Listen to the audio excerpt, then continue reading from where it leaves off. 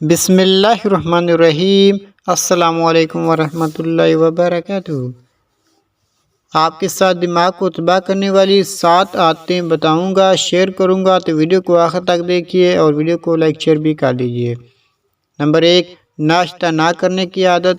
Number 2، رات کو دیر سے سونے کی عادت۔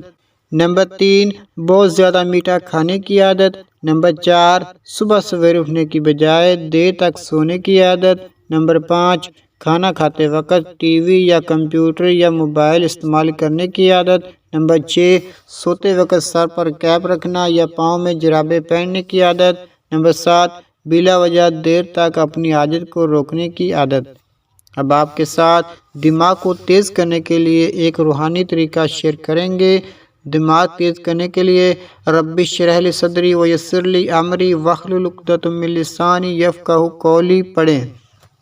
نماز فجر کے بعد 14 مرتبہ پڑھ کر دم کر لیں اور پانی پر دم کر کے بھی پی سکتے ہیں۔